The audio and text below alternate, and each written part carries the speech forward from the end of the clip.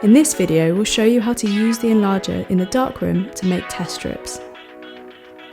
If you have set up your Intrepid Enlarger already, measured out the chemicals and chosen the negative you want to print from, then you're ready to start. So turn on the red safe light and turn off the room lights. First, you'll need to focus your image, so set the lens to its widest aperture and turn on the enlarger by pressing the grey button. Use the focus control on your camera, or if using a copy stand, you can use the handle on that to shift the camera up and down. Then use the camera focus to fine-tune. Once you think the projected image looks sharp, take a closer look with a focus finder and adjust the enlarger until the grain is as sharp as you can get it. Now set the aperture. A good starting point on an enlarging lens is f8, as this is usually the sharpest. But if you're using a large format lens, this will be around 3 stops from the widest aperture, so probably about f16 or f22.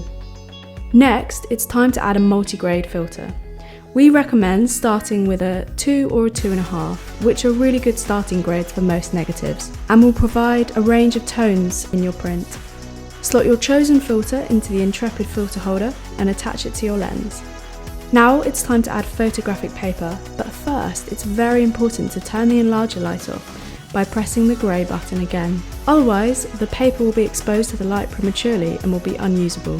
There's 2 main types of paper. There's resin coated and there's fibre based. Fibre based is considered superior, but it takes a lot of time to practice, whereas resin coated is much easier and quicker to use.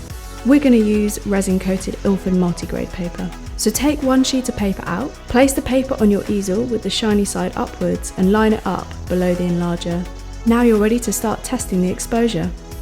The easiest way to test your exposure is by making a sheet of test strips, so as not to waste loads of sheets of paper. Do this by covering about 4/5 of your paper with a piece of card. Then dial in about 2 seconds to your timer by holding the top black button down. When you're ready, press the green button to expose the first test strip. You want to repeat this about 5 times, moving the card along 1/5 each time. A quick way to repeat the same time for the exposure is to press the red button on the timer, then the green button to go again.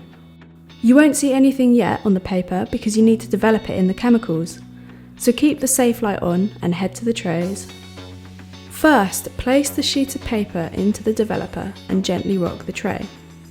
Your exposures should appear quite quickly.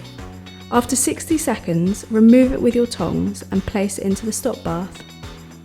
Then remove it from the stop tray after 10 seconds and place it in the fixer for about 30 seconds. Give it a quick rinse in fresh water to get the chemicals off, and then you can turn the room lights on and inspect your test strips. Each strip will be double the exposure of the previous, so the last one will be 2 seconds, the one before 4 seconds, and so on, getting darker each time. We like the look of this one, so now let's see what it looks like as a full print.